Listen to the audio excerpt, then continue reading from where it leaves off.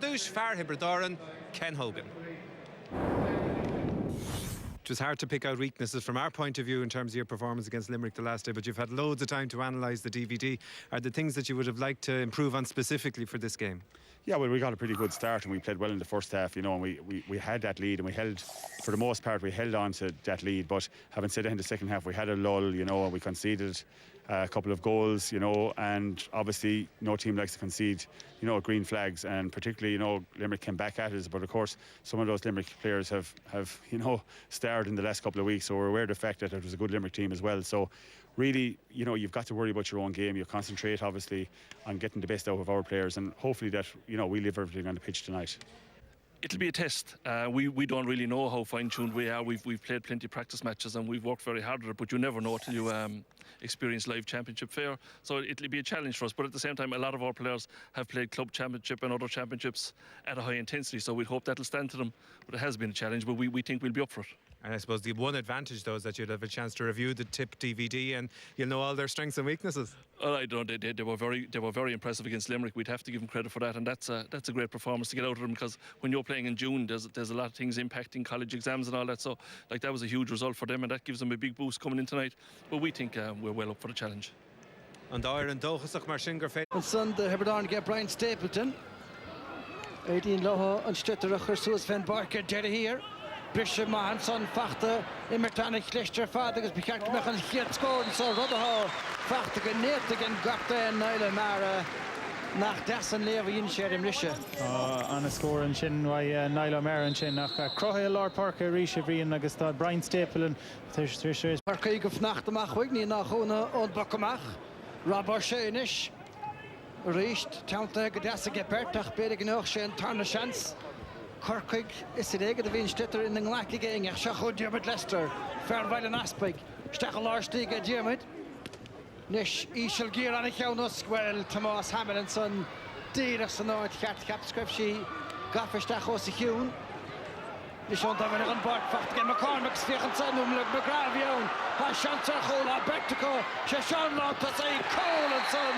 Ik heb Bill Walsh. Verharrig na siúde ach bhíon aire bhfuil ní a bhánda gan a bhacará sé scaoilte. Ní rá bheithan sin a bhríon í léon dáutfaí sin ach McCormack an sin a fuair an Twitter an sin agus tháinig sé bháilte istí agus é leis fléin agus é críochnaí go 10 agus an angach. Well, tá ranca dhéanamh ige Tipperary na Lord na Parque cenach le catá mithe trí neomad geabh leis ach cúil agus peinte chlár scored.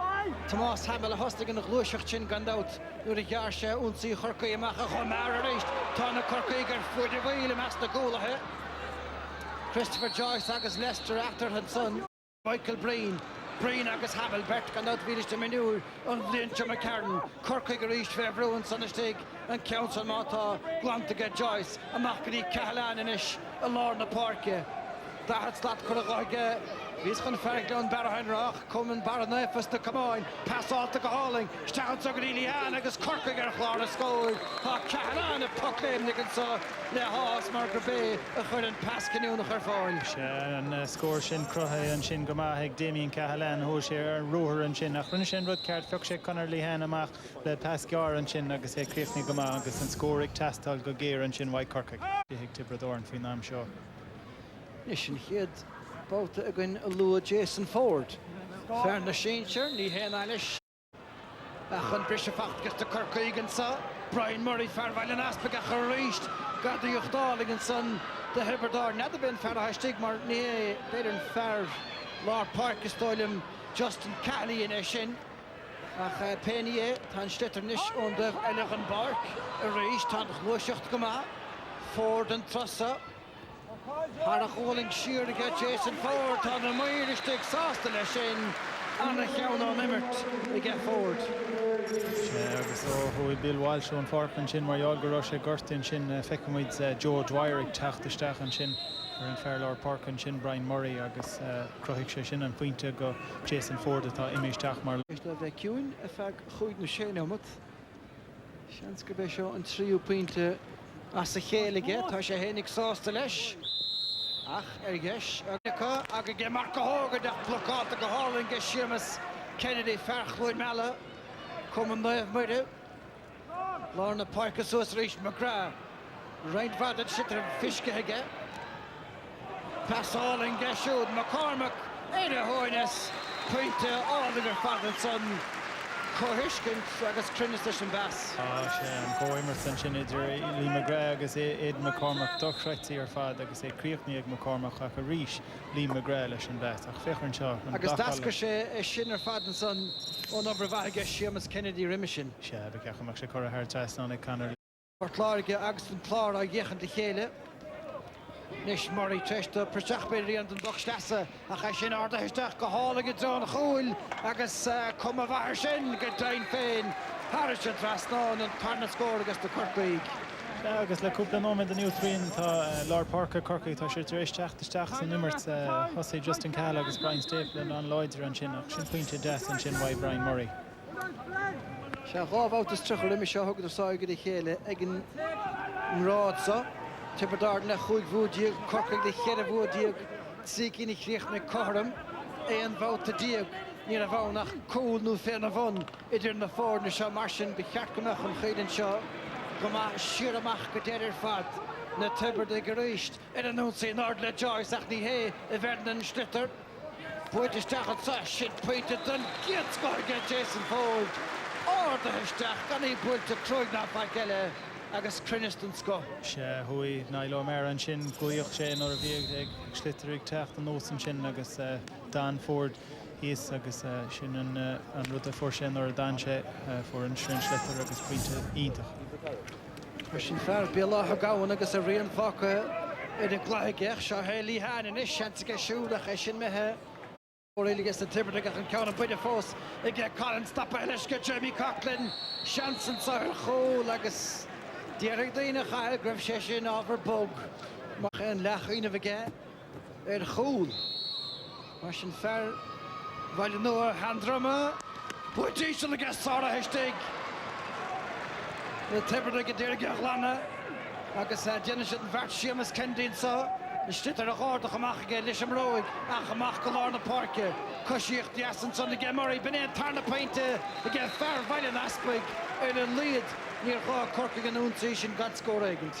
Danach sin feite ar a leid tá scór feite acu go bhór an triblóid gan scór a bheith acu an uair sin ach beceachach sé chur a thar teasná ag cáilin níos luúige feicimiid an níocht an sin agus anna bhlacháilteanta ag cosantóirí Tipperary.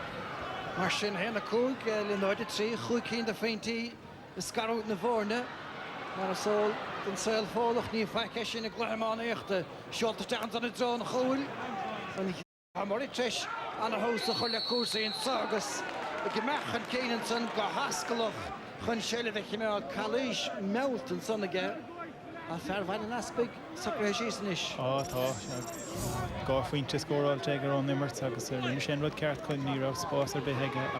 Cá bhar i dheisiú idir dáling well ní ó hásta bhíon moltóireach an pax ar ótaisteach an tac sin déanta braithí Christaí éanach orún an son an déanse me cearn débú mlíana sanna siúlta máíocht a gine chorcaíart go leor a chéachar sin a réist ceann annach réin ar fad Harris sé trastáin ige fór an cearú scór aige. Agus íon ceann sin níos teach le ná an puc 65. Chluthe buite ag Tipperary an riimiise gan ná do gunne limní is buite bach fanna túún ag diaamid leistrach sé fór a hatréis an Stitterson a thuúil cleis. Stachan sa fad le Collins a fear brachtain ac an tebhlín Rob O'Shea fear a bheith fear blian díiste sarn sa chúin Rob.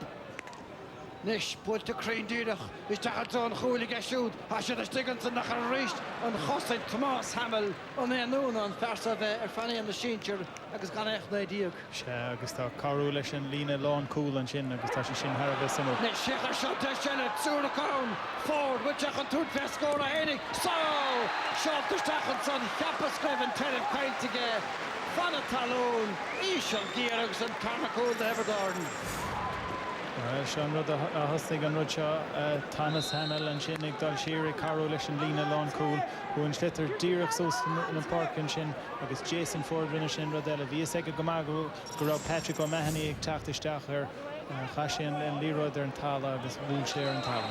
Chan ar agur fad aige Rob O'Shea de Corcaigh an Fairlár Park an son The Rama Garish and Golden School Jeff Gaulish, Martian seeking the fainting at Cork on Mertlar Park.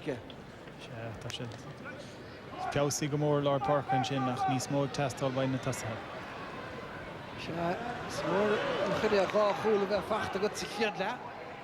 Nis Brian Hartnett ó bhainist na corn agus luas má léirethe an sáige. Tomás Hamill a dhéanamh chuir dá bhaile. Nis. Well, an rutá ráig an réitir an sin agur scuil sé leis an gomán an sin agus thug sé pas lábh agus ní sé sin cead níos mú. An na thacha tarlúinte ach bhí sin áragan díreach clíánach leha.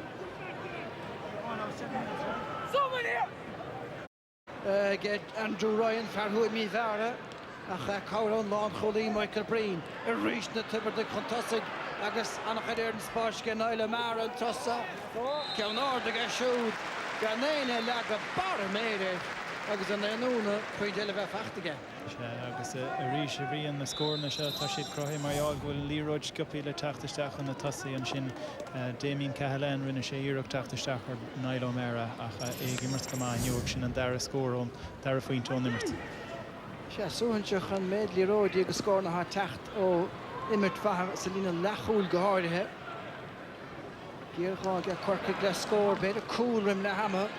Tomás Hamill ach lána suas Finn Barker éis, Christopher Joyce idir Bloyd and Son, Mark Tokinsa agus peinte eile fós gur Hubbardán again Liam McGrath captain in Vineyard for Hubbardán sa féinúir a bhd a craibh na hair na cháibh lína hin agus an unig an áirí marach an bócasa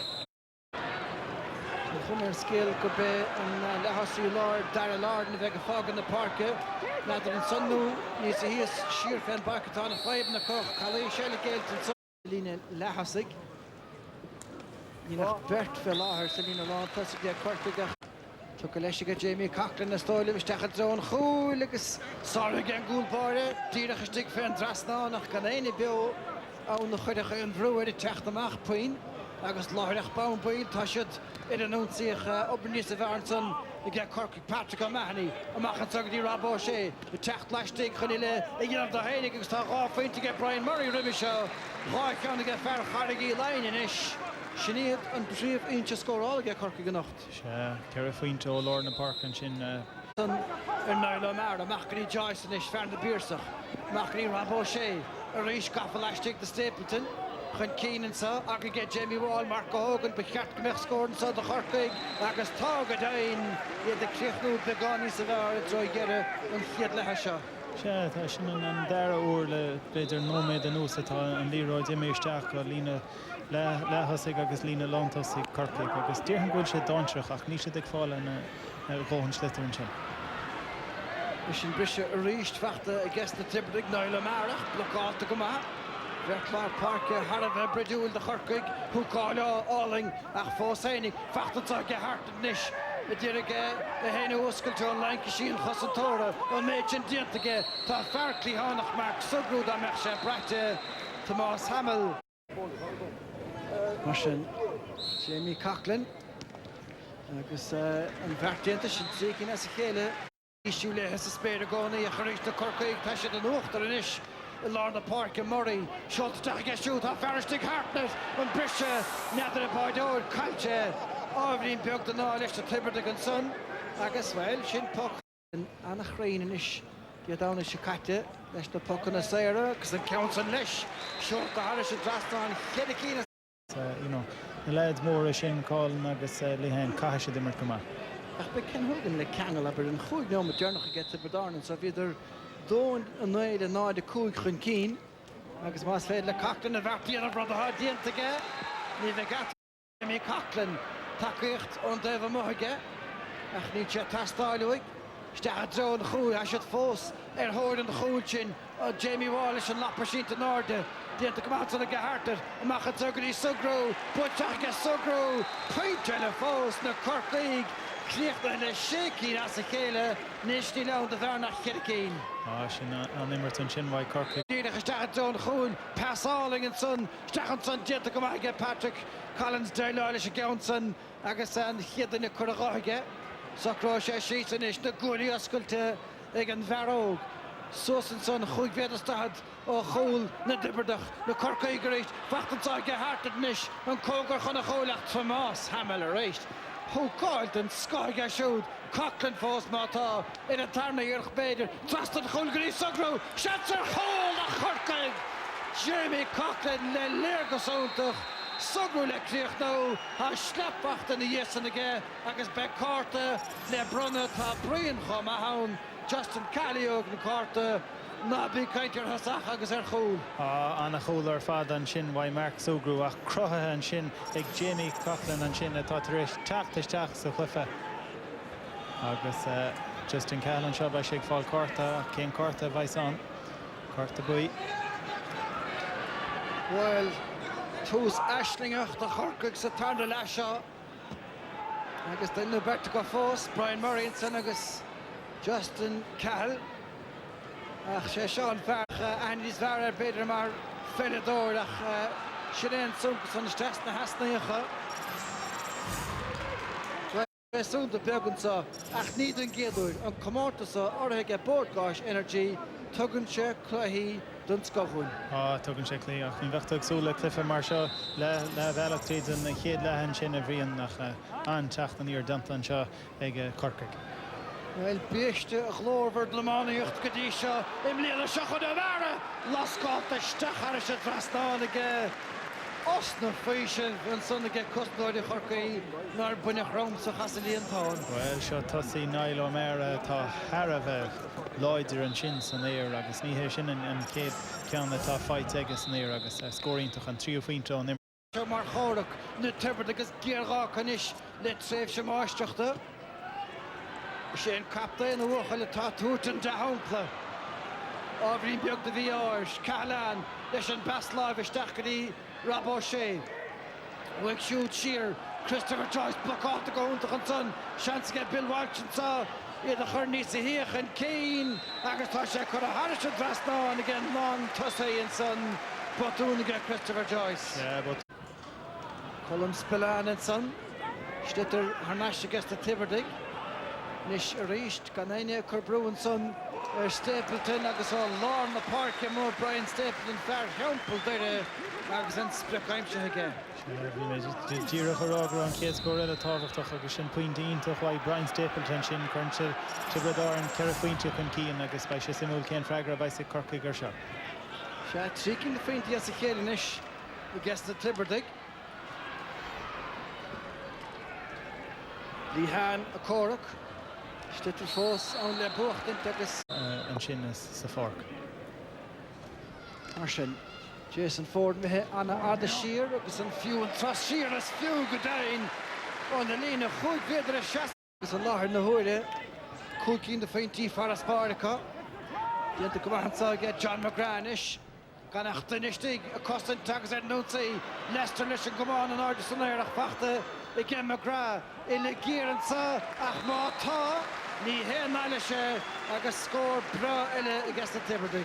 Se agus in ceann sin crotha ag John McGrath rinne sé thar cín an sin an chuir sé an sliotar trasna na park an sin agus bhí McGrath fácha leis féin le Diarmid Leicester agus rinne sé go maith an Luan O'Mall, Joe Dwyer. Stechanson mar a réist an chuúntóireach san éireach. Smach dastan Stittan son aige Colm Spillane Buair Damien Callan an Trustas Spillane a donnaisteach a réist. Facht ge Walchinis agus a réist.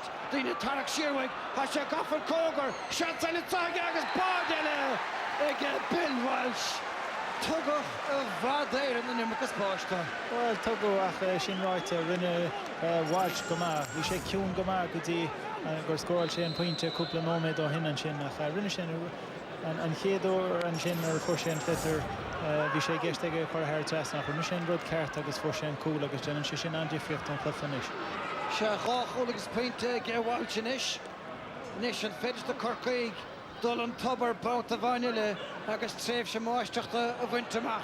Tá siad ciúnithe anna bhór Lorna Parke Stapleton tachan céine réisteach an bouta sa réist Kennedy an tasa ní héach Joe Dwyer san éir anna cábhar bhána ar fuide bhfuil agus the Tipperary. John McGrath ón agus éireach lúirnisteach hagus an trastána bhfuil is cuineann Brian Cork ná dionach trád a raibh McGrath agus anna pointe. Well, tá difriocht dianta an leid seo John McGrath ó tháinig sé isteach croigh sé pointe an sin cúpla nóid an sin go Liam McGrath agus ceann sin scóráilte an sin agus cadé mar fís a scéal an sin chuir thir teasnán agus é ar bhlúna. Well, an forlábhat bhí go Cork go lár na park ar feich scaibh tá sé sin leit ar fad an isiortha agus an lína lechúil go háirige Tipperary dul neart go neart. Diarmaid Leicester, Grimes Tipperary an son agus ó Maris smachtathe go Hurling in an gomáin ar a giadíireacht úpathe leiste go réist obair bhamátá ge Cahalán chun a chur dá bhuiile. Spillán amach lí Cahalán a réist. Géar a gáile a cúla le có. Susan an Grian chumas na súlach. Snappa hello ge Jamie Coughlin. Stechan sa míle chún. Ó shit, súan a reidig le Corcaig an Counson. Gramóistig an son Brian Hartnett agus is go mag bhfuil seans úntach mé le san sanartha.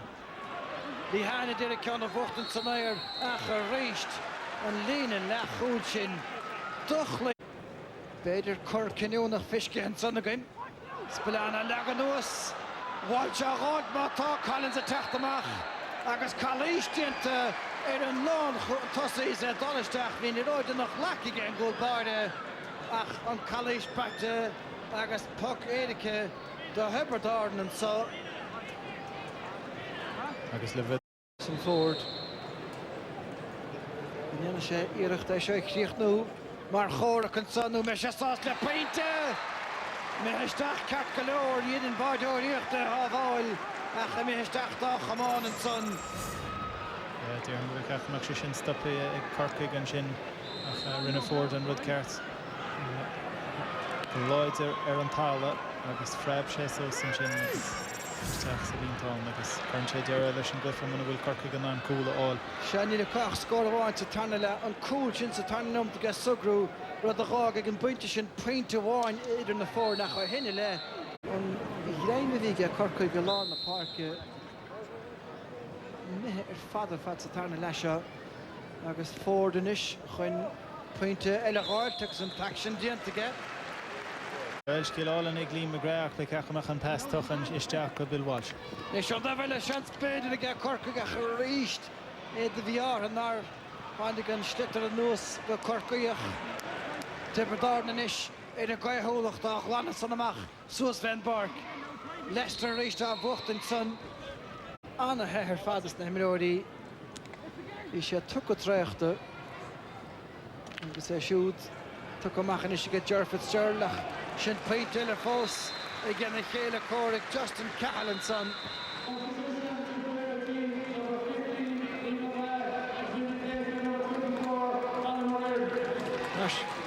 Liam McGrath a fágan na parke. Ní hé raibh Liam go holt ná aoní dá holt.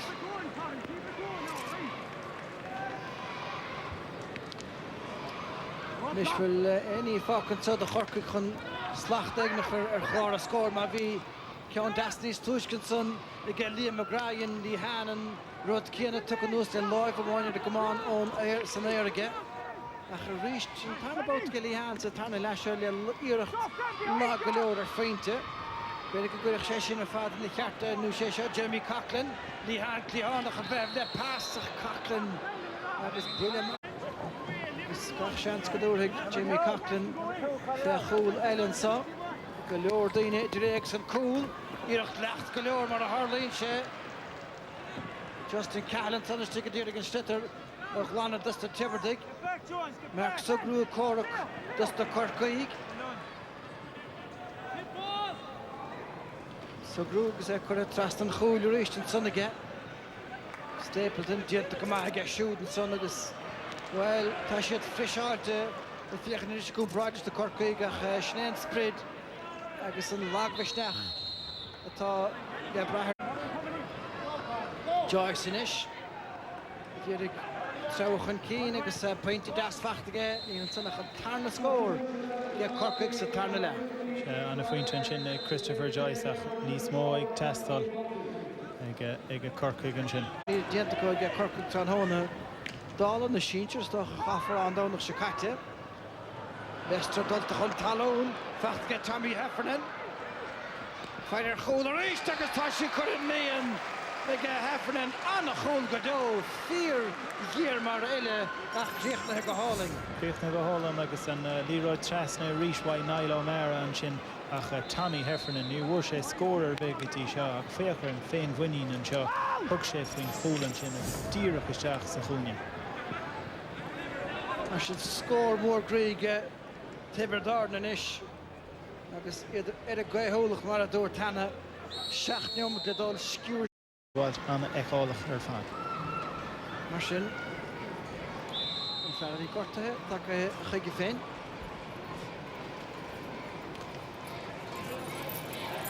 Agus é sin chuiristeach agus thar sé drasná a ríist.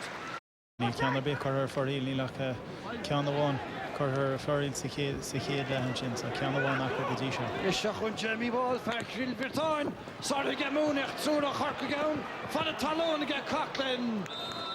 Agus fiú na bhíon Ísio a ríistin Trasna na Parkinson líhanach a ríiste plúcht láideach. Dianta go maith gemátá. Seanstíanach a tugus ar Jerry here tá báide fachta de chorca ge cían baclí an tunna daí. Ní cásrá go sé take i buile beag díanach. Déanach ag teach is mór an trúar nach bhuair Brian Hartnett an ceann sin den nóid ó hin nach Christopher Joyce chur an Leroy isteach an sin agus Buckley Ilan Géir go maith ní rá hásta bhaid dearamúní leis an gceann sin bhí an Ilan Chogéir. Mis na Tipper de Gríist agus Susan na Park ge chuide go láir na huide. Justin Cahill, Suas Van Barkinson, Colm Spillane, Calais Dianta agus Brett go maith gan Maltordenson bhí Ríist. Siúr sagrí Rob O'Shea, siúr a dírig cúlach rathúach, well, tá pointe fachta ge Rob O'Shea Carcalór ach ní ránach stácht Cahill get ar ránach mar leich got. Well, an duine tá ránna agam ná Niall O'Mara as Tipperary. Agus Niall in Sanchez Canada hamáint, Harris a drasnán.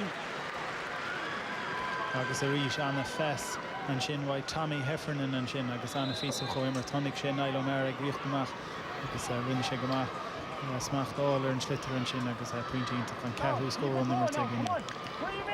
Fear chiileáin bhí chunacha. Is Jamie Coughlin. Buite go deas san éir aige. Isteach a drón a dosathe ach na cúla hin san Andrew Ryan a tarach agus go dain féin tanna dó geirig séit aige sé an háragan an tá sór has spant get Tipperary and seachas féidir an trip sé déine.